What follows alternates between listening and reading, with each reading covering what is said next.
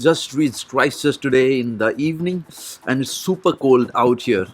I guess I reached my flight from Sydney to Christchurch was in the morning. Then I reached somewhere at around I guess 2:30 p.m.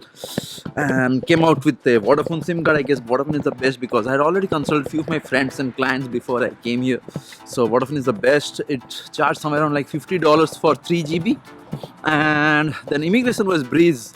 Then I went ahead and wanted to check the taxi fare from the airport to my hotel, and it was coming somewhere around $40 for just one way. And again tomorrow, I mean my car pickup is for tomorrow, so I again had to come back from the motel to the airport. So again 40, it's like 80 New Zealand dollars just for 8 kilometers up and down. Wow, that's expensive. I mean, New Zealand is shit expensive. What I did was I just went ahead to the thrifty counter, that is the car rental company from where I booked the car. I went ahead to their counter because I wanted to check about the availability of the car which I booked.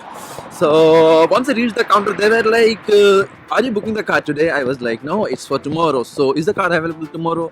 So the answer was, it all depends on the availability. That I already know. So in this video, I'm going to tell you about my secret tips, what I do about getting the best deal possible for the car rentals, and how I get my secret upgrades. So when I came out of the car counter, I came out with my SUV upgrade, and I also got the car for today. So I came out with the car keys, SUV upgrade, and that's just for 135 New Zealand dollars. So one second, I guess I need to get some water and drinks for the night, and then I'm gonna speak to you more and about the tips. I'm going to give you all the 5 secret tips. You may thank me later. For now, the motel tour.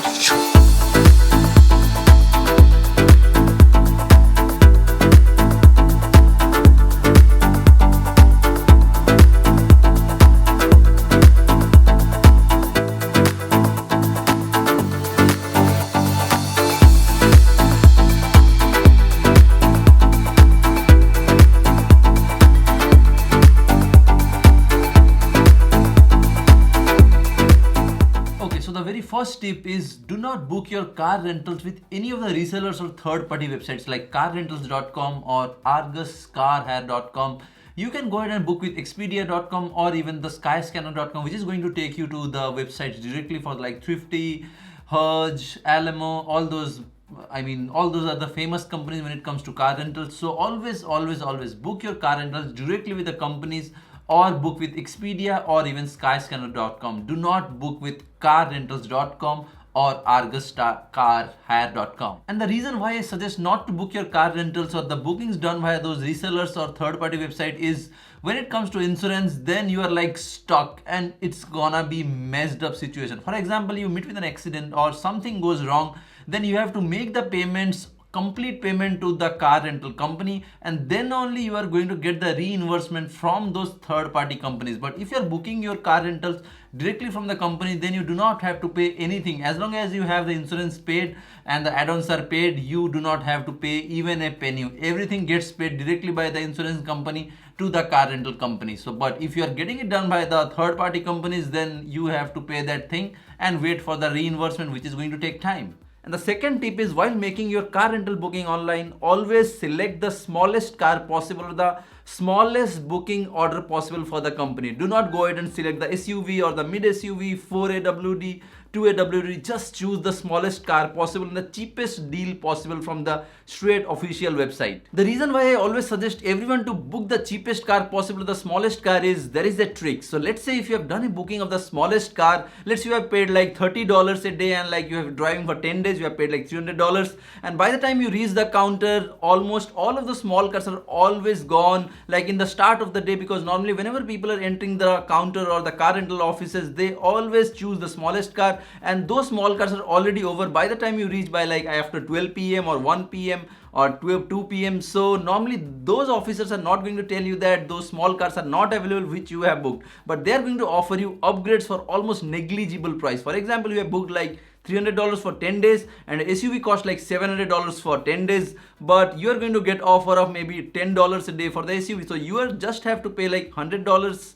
for 10 days for the SUV. So you booked a small car for $300, but you walked out with the keys of a SUV for just $100. That is like $400 for 10 days. So nice and easy. That is the trick which is going to apply. I mean, you have to do the smallest car booking, then reach the counter. Do not make them feel that you are looking for the upgrade. Wait for them to offer and you can walk out with some nice big cars. Then the third tip is, do not make those officers in the car rental booking counter feel that you are in serious need of the upgrade. Just try to act like you need the car or any of the car from the segment which you have booked. For example, I had booked the Hyundai i20 for 12 days. I had paid like 250 New Zealand dollars. So I walked into their counter today and I was like, tomorrow I'm coming to pick up the car and I hope you have the car ready. So I was pretty sure they do not have any of the small cars available because I already had a look outside to their parking lot. So they were like, yeah, we can get you the car tomorrow, but we cannot guarantee about the car which you have booked. So, but I was pretty sure that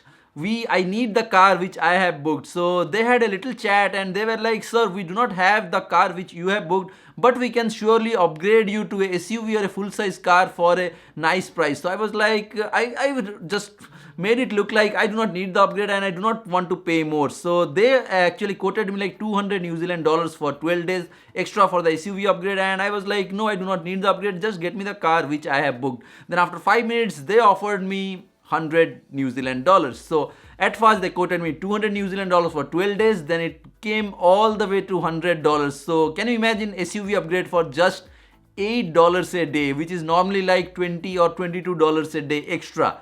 It's not 22, it's like $50 a day per day.